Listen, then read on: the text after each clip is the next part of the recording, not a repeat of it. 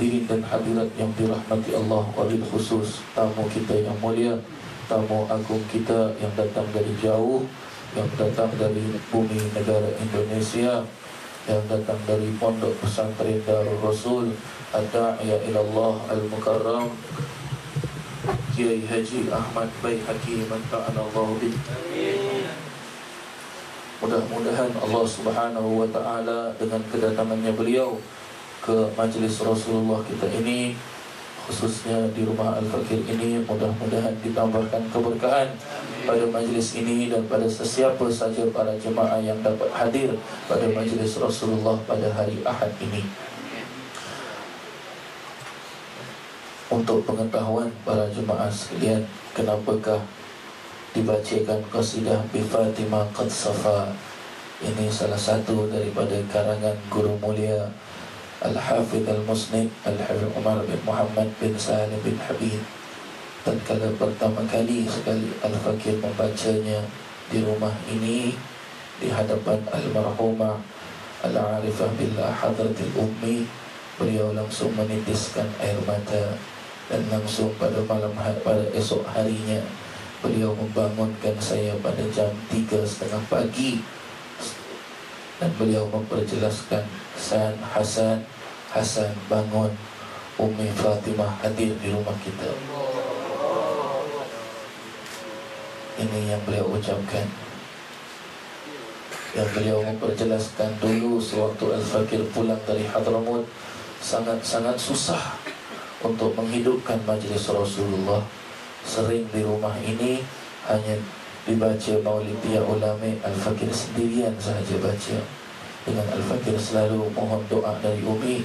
Terakhir Umi mau doakan, Umi mengangkat tangan dengan Umi memanggil Allah, Ya Allah, Ya Allah. Selama 200 kali Umi menyebutnya, dengan Umi jelaskan akan terwujud majlis Rasulullah di tanah Singapura ini, dan Hasan akan bakal pegang magamnya Sayyidil Habib Umar bin Muhammad bin Salim bin Habib. Dan sewaktu beliau sakit, beliau memperjelaskan Qurannya dibaca, jangan ditinggalkan. Sewaktu sempat kemarin hari, Al-Fakir dengan Bapak Kiai menghadiri, menziarahi kuburan Umi. Al-Fakir sendiri kaget, terkejut. Setiap kali waktu sampai di kuburan Umi, langsung Pak Kiai mengangkatkan tangannya setinggi-tingginya dengan Pak Kiai melaungkan Ya Nabi Salam, dibaca maulid di atas kuburan Umi. Dan Al-Fakir saya hanya lihat ke samping kanan, ke samping kiri, ini cuaca sudah mendung semua, kilat gementar yang begitu keras sekali, sudah hujan ribut, tetapi ketepatan kita membaca Mahalul Qiyam di kuburan Umi, tidak ada satu titis air hujan pun yang turun. Tidak ada satu titis air hujan pun yang turun. Al-Fakir ingat tatkala Umi masih hidup, Umi menjelaskan, Hasan kalau mau tahu orang itu dekat dengan Allah, dekat dengan Rasulullah, tatkala ia berselawat kepada Rasulullah, hujan pun tidak mampu menyentuh badannya. Maka sah kedatangannya Bapak Kiai, dekat dengan Rasulullah, dekat dengan Allah. Mudah-mudahan kita pandang wajah beliau, Allah tidak menutup pandangan mata kita untuk melihat Nabi Muhammad SAW. Hadirin dan hadirat yang dirahmati Allah, telah pun kita mengetahui bahwasanya hari ini merupakan hari terakhir Bapak Kiai berada di Singapura. Besok akan pulang. Dan telah pun Al-Fakir jelaskan kepada semua anak-anak majlis Rasulullah, jangan ada yang menitiskan air mata. Jangan biarkan Pak Kiai pulang ke tanah airnya, ke Jakarta dengan air mata. Jangan dipulangkan dengan kesedihan. Pulang, biar Pak Kiai pulang dengan kabar gembira yang akan pasti akan beliau sampaikan kepada Habibana Munzir bin Fuad Al-Musawa. Dan pasti suatu hari kelak Habibana Munzir akan sampai ke tanah Singapura ini, kota Sayyidina Muhammad sallallahu alaihi wasallam. Untuk pengetahuan semua, rumah ini tidaklah seindah seperti sekarang ini. Zaman dulu waktu Al-Fakir masih belajar di pondok pesantren Zainul Hasan Genggong, ayah, abah dan umi tidak memiliki harta. Mereka sering mengikat perut mereka kerana tidak mau anaknya kelaparan di pesantren. Rumah ini tidak pernah indah. Temboknya penuh dengan retak, Mekah sana sini.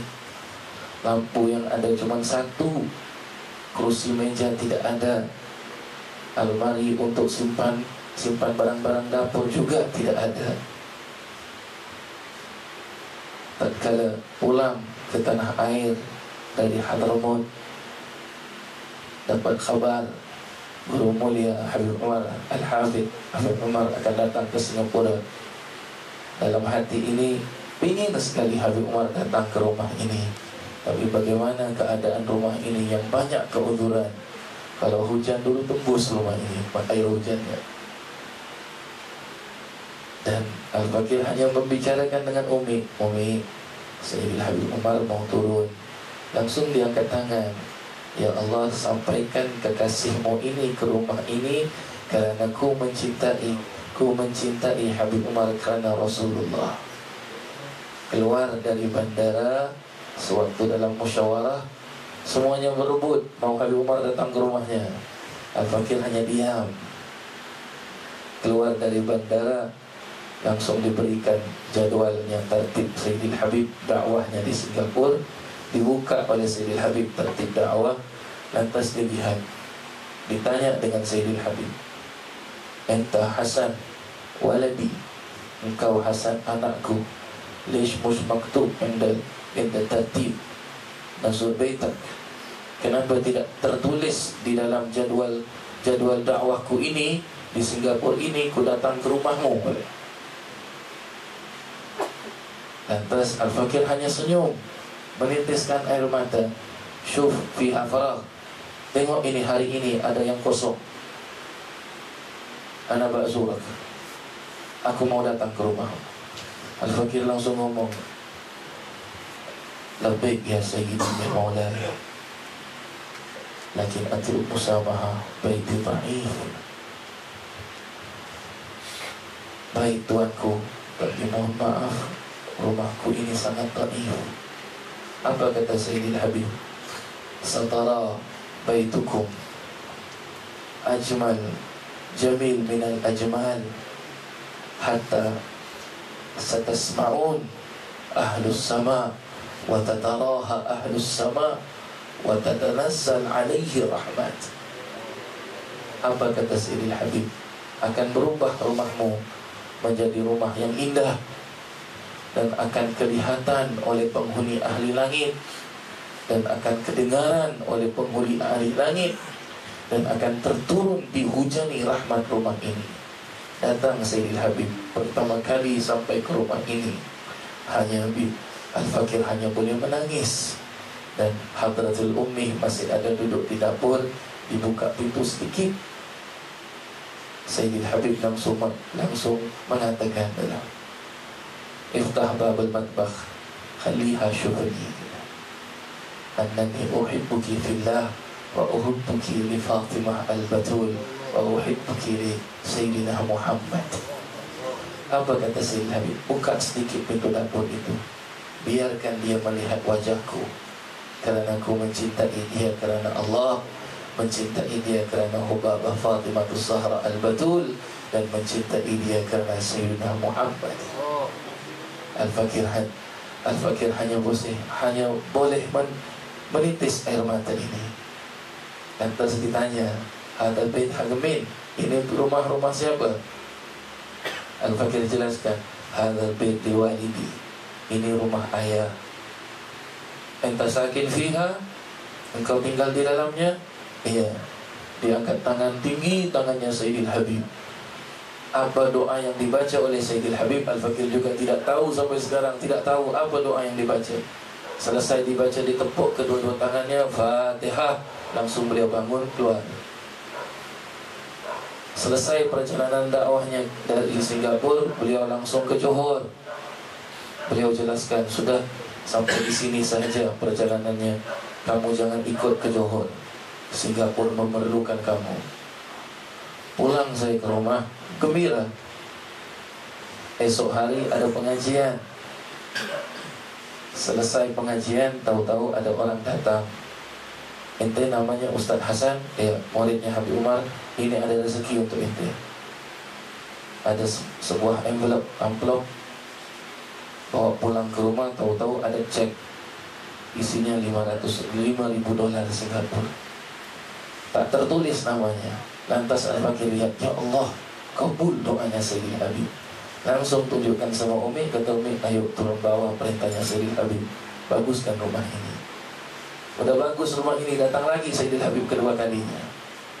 Kedua kalinya datang lagi. Sayyidil Habib waktu masuk senyum. Hakadha bait waladi Hasan.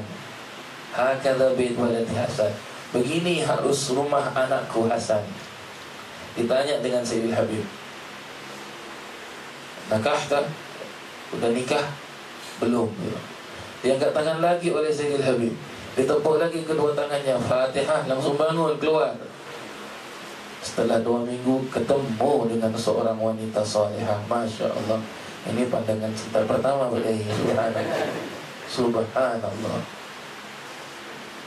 Tahu-tahu nikah, alhamdulillah. Anak kabarkan dengan Sayyidil Habib. Ketepatan beliau tepat berada di mana? Tepat berada di bumi haram Mekah.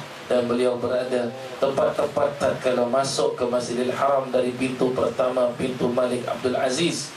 Beliau berhenti dengan beliau memperjelaskan, Syuf Hasan, ana asyuf Ka'bah al-an, qul amin.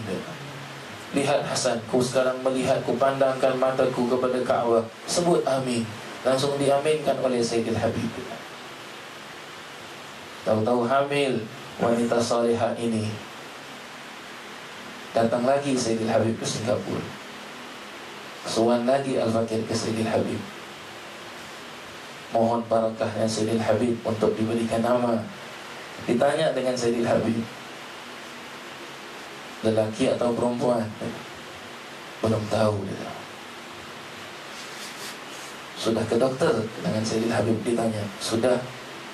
Dokternya ngomong apa? Ngomong dokternya belum kelihatan apa ini laki atau perempuan. Terus Sayyidil Habib tanya, mau anak apa kamu? Maunya lelaki, tapi tanda-tandanya perempuan. Sambil Sayyidil Habib ajak ketawa, beliau menjelaskan apa? Mau kutukarkan kau laki-laki. Langsung Sayyidil Habib jelaskan, sudah. Idza hasala walad samahu Muhammad, idza hasala bint samahu Fatimatus Zahra, kama tuhib walidatak, seperti apa yang ibumu mencintainya. Berkat doa Sayyidil Habib, pas hari Ahad tanggal 4 jam 3:30 pagi, bayai. Udah gak tahu sudah. Ana udah ngadap ke Habib Abbas, udah ngadap ke para alim ulama, mohon doa, mohon dibacakan air segala macam, sudah gak tahu mau baca apa, sudah hilang sudah. Khulasah Madad sudah dibaca dari awal sampai akhir, ulang lagi, habis. Segala macam hizib, segala macam ratib dibaca.